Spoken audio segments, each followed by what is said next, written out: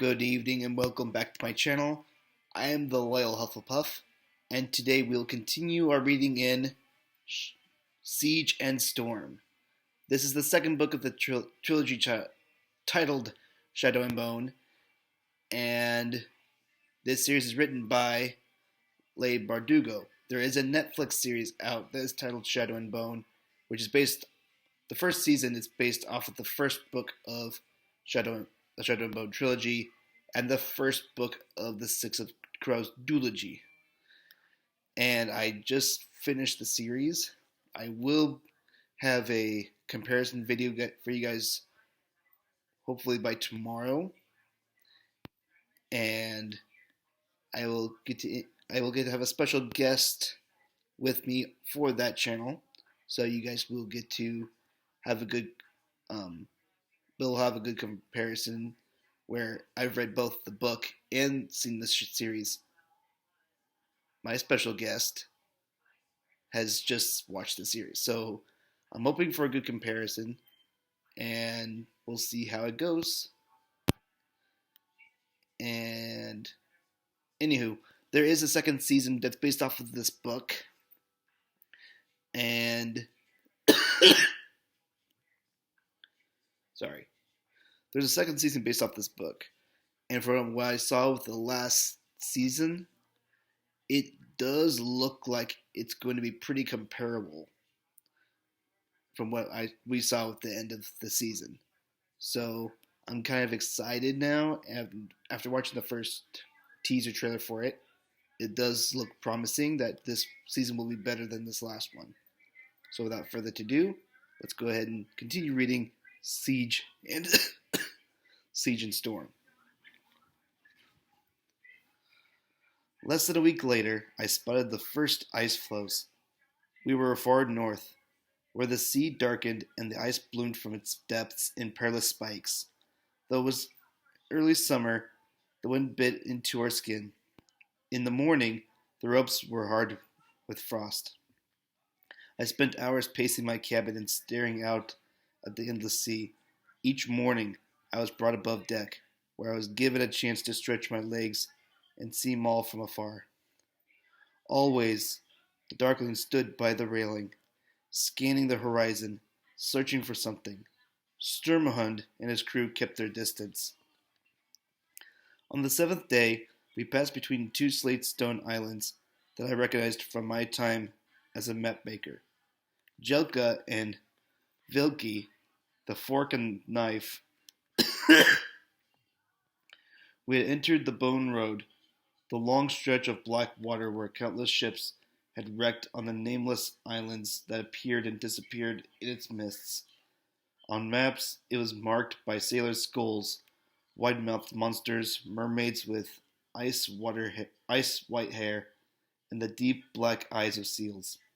Only the most experienced Verdun hunters came here, seeking skins and furs, chancing death to claim rich prizes. But what prizes did we seek?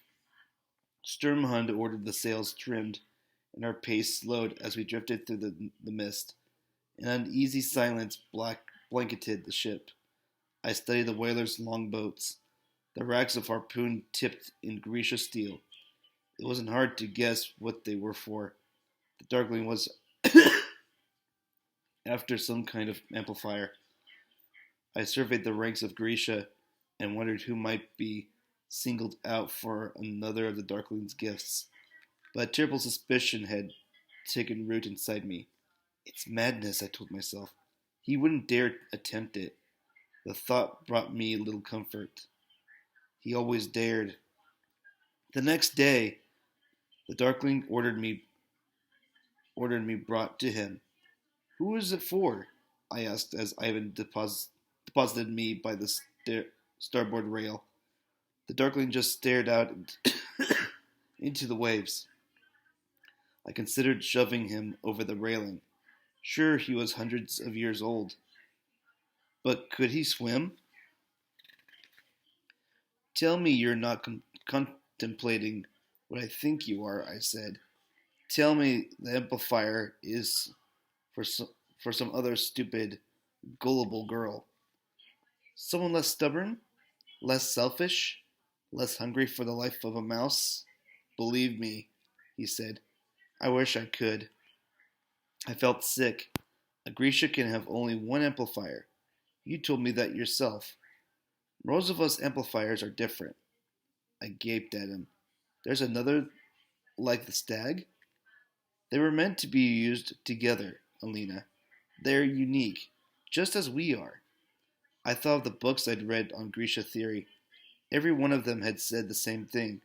Grisha power was not meant to be limitless. It had to be held in check. No, I said. I don't want this. I want. You want, the Darkling mocked. I want to watch your trekker die slowly with my knife in his heart. I want to let the sea swallow you both. But our fates are entwined now, Alina. And there's nothing either of us can do about that. You're mad. I know it I know it pleases you to think so, he said, but the amplifiers must be brought together. If we have any hope of controlling the fold, you can't control the fold. It has to be destroyed. Careful, Lena, he said with a slight smile. I've had the same thought about you. He gestured to Ivan, who was waiting a respectful distance away. Bring me the boy. My heart leapt into my throat. Wait, I said. You told me you wouldn't hurt him. He ignored me. He ignored me. Like a fool, I looked around, as if anyone on this saints forsaken ship would hear my appeal. Sturmhond stood by the wheel, watching us, his face impassive. I snatched at the Darkling's sleeve. We had a deal. I haven't done anything. You said. The Darkling looked at me with cool quartz eyes, and the words died on my lips. A moment later, Ivan appeared with Maul in tow, and steered him over to the rail. He stood before us, squinting in the sunlight, hands bound. It was the closest we'd been in weeks. Though he looked tired and pale, he appeared unharmed. I saw the question in his weary expression, but I had no answer. All right, Tracker, the Darkling said. Track. Maul glanced from the Darkling to me and back again. Track what? We're in the middle of the ocean. Alina once told me that you could make rabbits out of rocks. I questioned the crew of the Verhader myself, and they claim that you're just as capable at sea. They seem to think you could make some lucky captain very rich with your expertise. Maul frowned. You want me to hunt whales? No, said the Darkling. I want you to hunt the sea whip. We stared at him in shock. I almost laughed. You're looking for a dragon? Maul said incredulously. The ice dragon, said the Darkling. Rusali. Rusali. In the stories, the sea whip was a cursed prince, forced to take the form of a sea serpent and guard the frigid waters of the Bone Road. That was Morozova's second amplifier. It's a fairy tale, Maul said, voicing my own thoughts. A children's story. It doesn't really exist.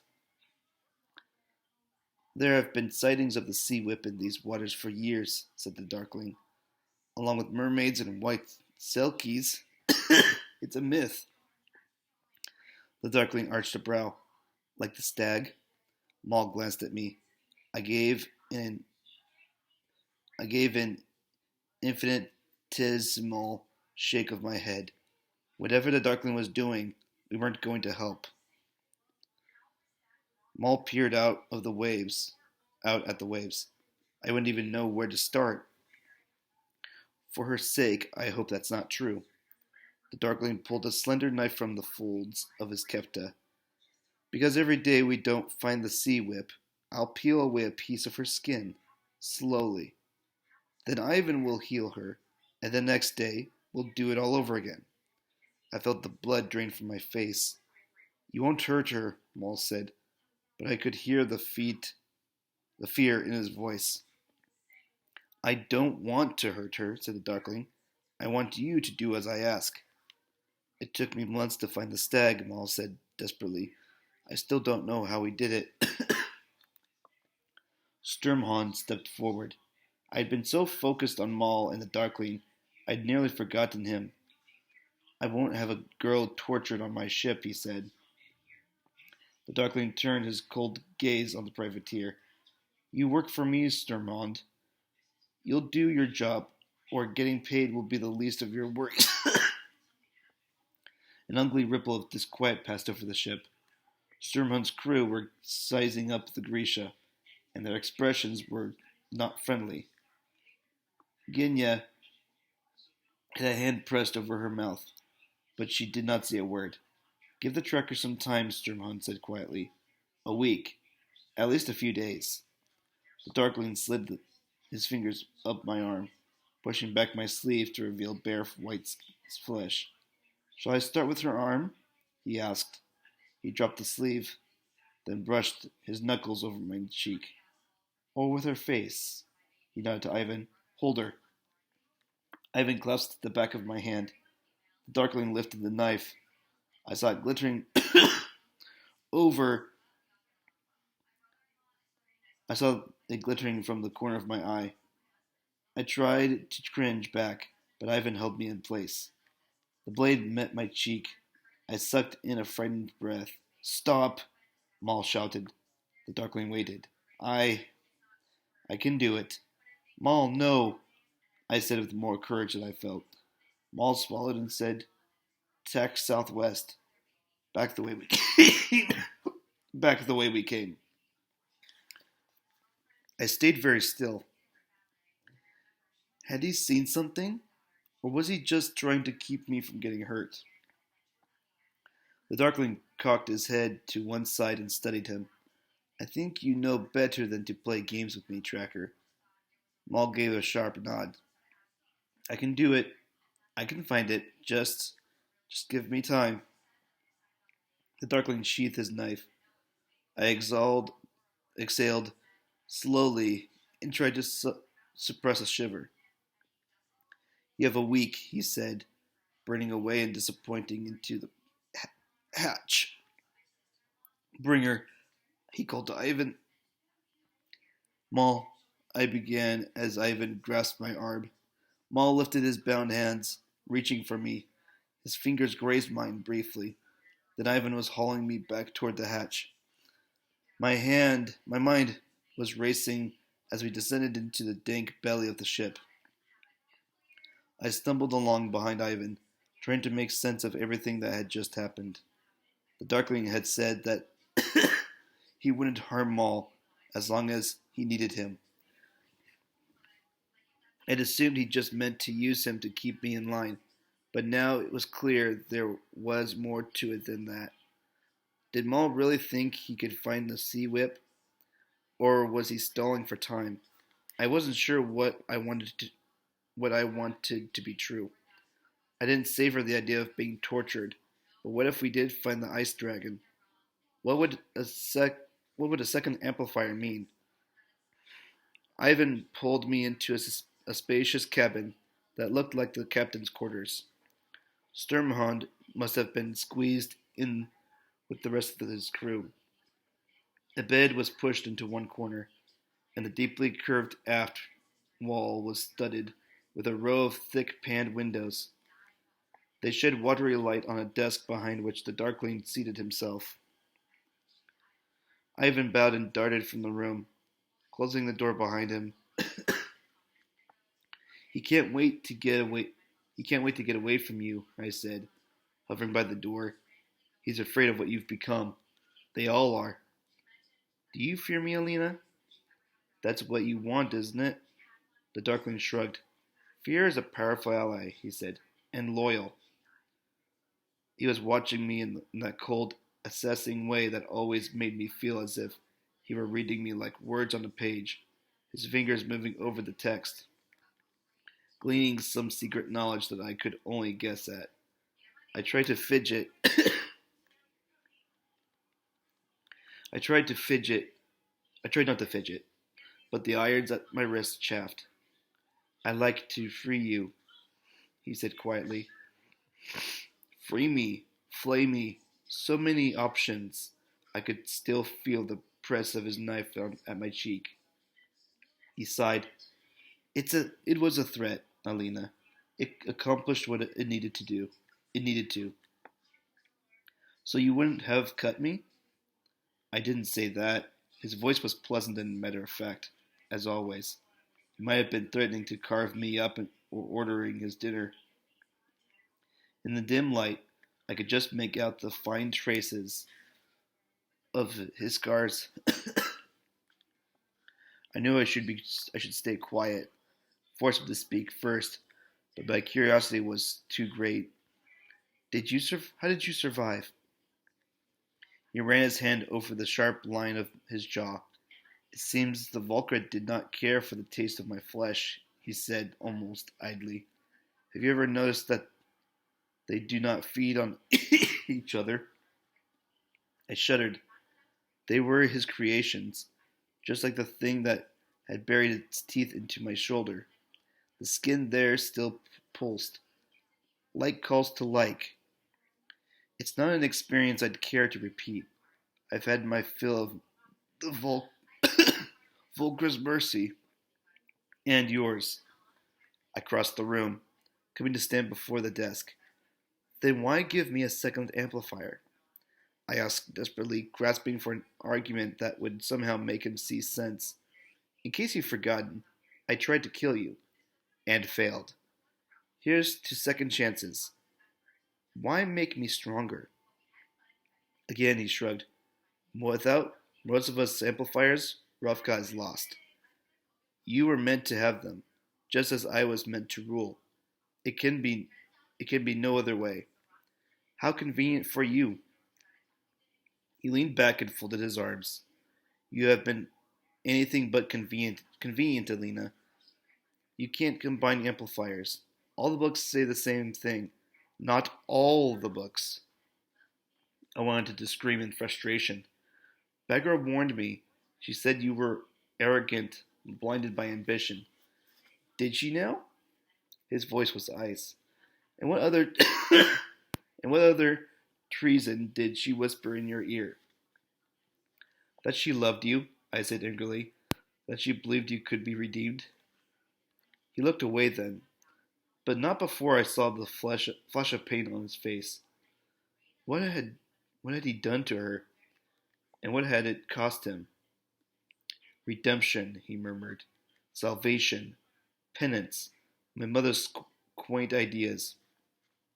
Perhaps I should have paid closer attention. He reached into the desk and drew out a slender red volume. As he held it up, light glinted off the gold lettering on its covers. Histori Sanctia. Do you know what this is? I frowned. The Lives of Saints. A dim memory came back to me. The apparat had given me a copy months ago at the little palace.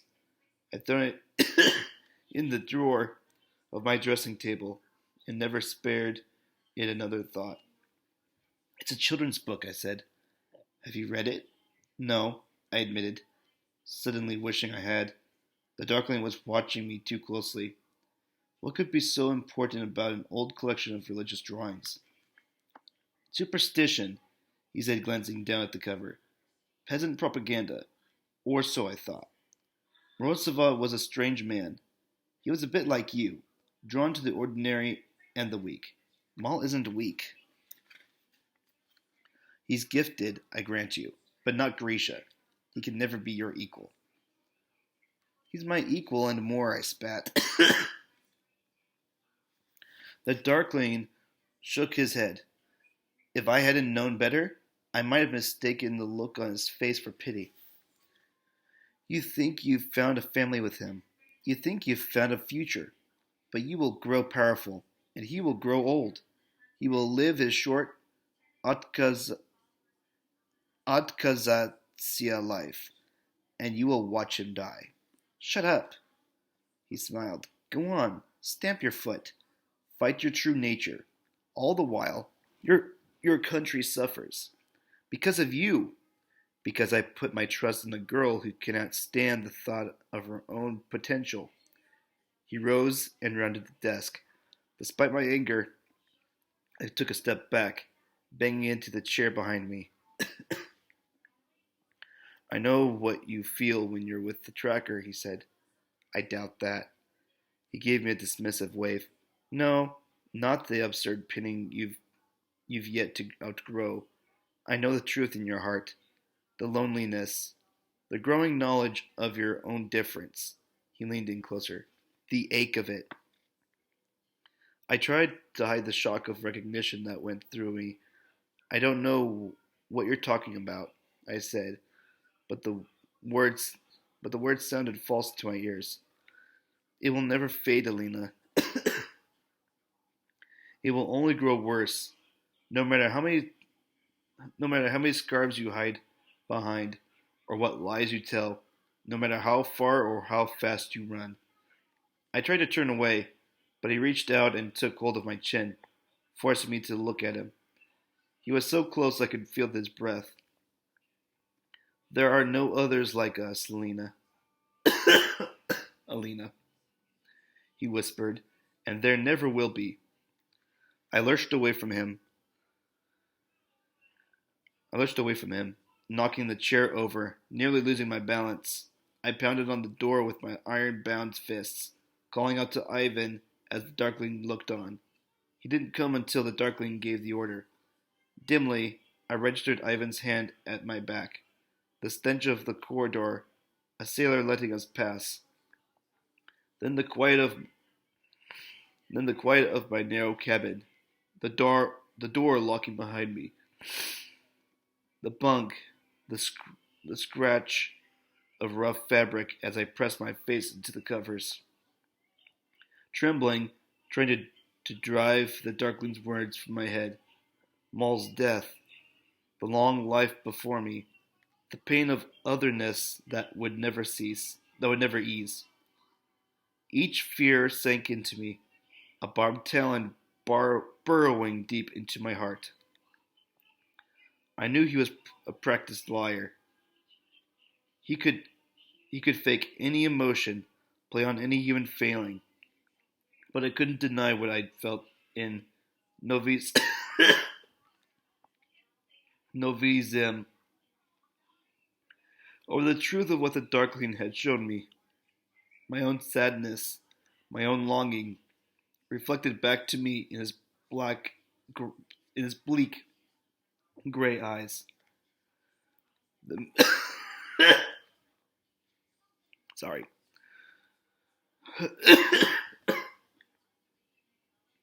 The moon had changed. The mood had changed aboard the whaler. The crew had grown restless and watchful.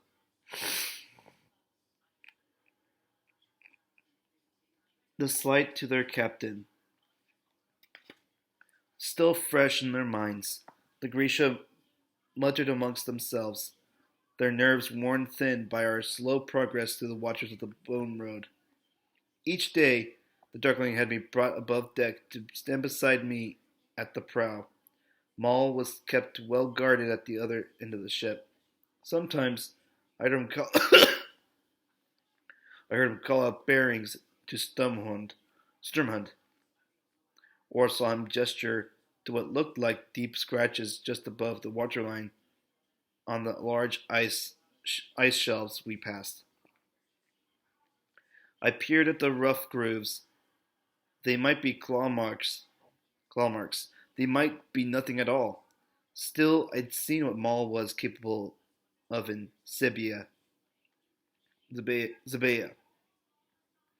When we were tracking the stag, he had shown me broken branches, trampled grass, signs that seemed obvious once he pointed them out, but that had been invisible moments before. The crewmen seemed skeptical. The Grisha were outright contemptuous. At dusk, when another day had come and gone, the Darkling would parade me across the deck and down through the hatch directly in front of Maul. We weren't permitted to speak. I tried to hold his gaze, to tell him silently that I was all right. But I could see his fury and desperation growing, and I was powerless to reassure him. Once, when I stumbled by the hatch, the darkling caught me up against himself. He might have let me go, but he lingered, and before I could pull away, he let his hand graze the small of my back. Maul surged forward, and it was only the grip of the Grisha guards that kept him from charging the darkling. 3 more days, the tracker. Leave her alone, Maul snarled. I've kept my end of the bargain. She's still unharmed, but perhaps that isn't what you fear? Maul looked frayed at the point of snapping. His face was pale, his mouth a taut line. The muscles of his forearms knotted as he strained against his bonds. I couldn't bear it. I'm fine, I said softly, risking the darkling's knife. He can't hurt me. It was a lie, but it felt good on my lips. The darkling looked from me to Maul, and I glimpsed that bleak, yawning fissure within him. Don't worry, Tracker. You'll know when our deal is up. He shoved me below decks, but not before I heard his parting words to Maul. I'll be certain you hear it when I make her scream. The week wore on, and on the 6th day, Ginya woke me early. As I gathered my wits, I realized it was barely dawn. Fear sliced through me. Maybe the Darkling had decided to cut short my reprieve and make good on his threats. Make good on this threats.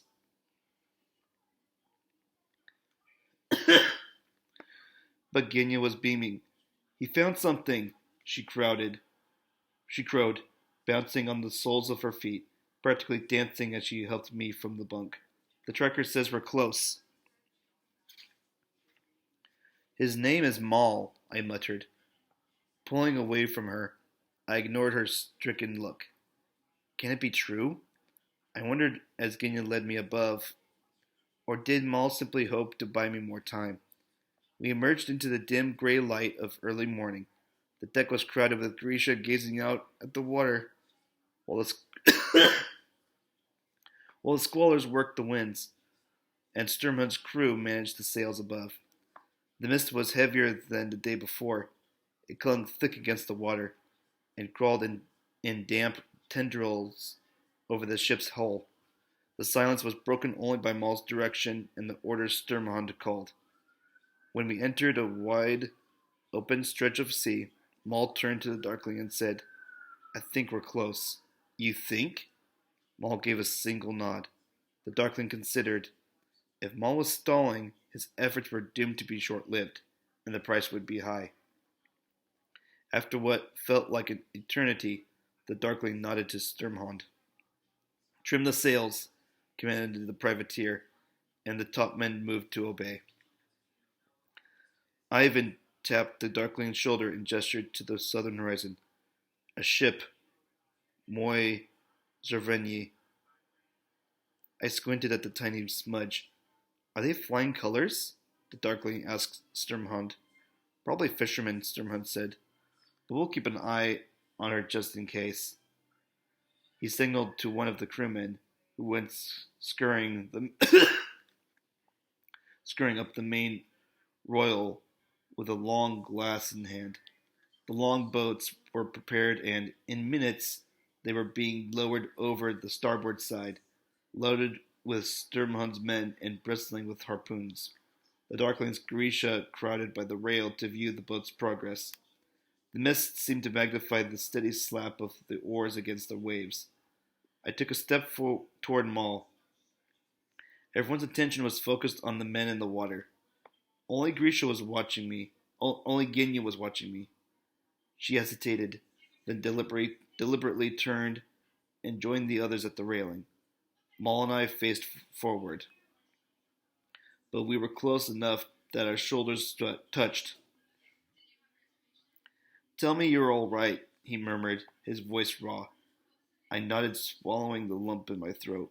I'm fine, I said softly. Is it out there? I don't know. Maybe.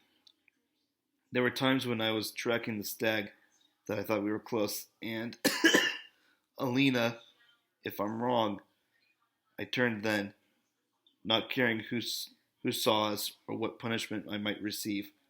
The mist was rising off the water now, creeping along the deck.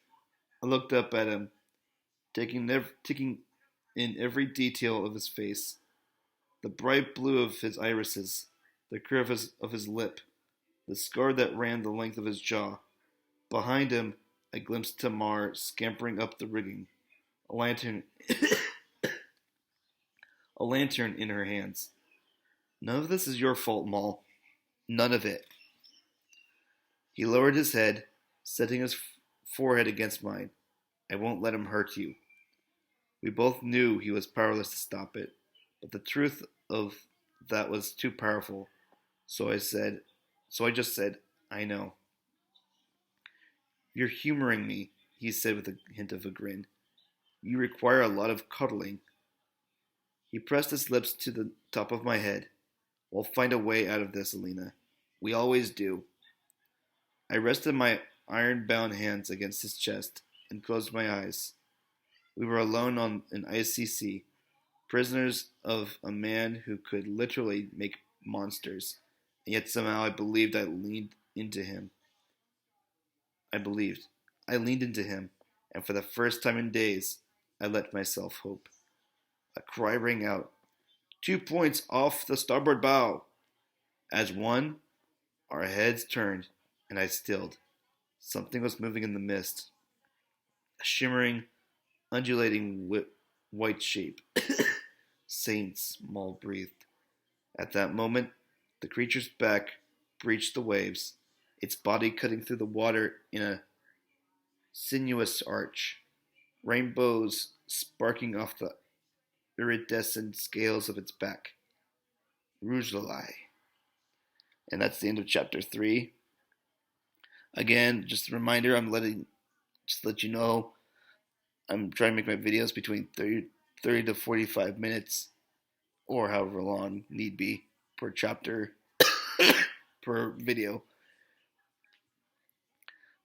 Part of it's due to the fact I'm coughing throughout these videos, and part of it so that way it'll help rest my voice a bit. But I want to keep on reading these books to you guys, the series, and so you guys can all enjoy the book as I'm enjoying it. This is my first time reading it, by the way. If you see me stop and think, it's because it's the first time I'm reading it and trying to catch what I'm trying to read. So I hope you guys enjoyed this video. If you guys are able to, please like and subscribe to my channel if you are enjoying this. And if you want to talk about more about what we just read, or have a comment about what we just read, or even can suggest to me a book about which books we can do for Christmas, for the month of December, that would be really appreciative. Any Christmas themed books you guys have in mind, I will gladly find and read for you guys.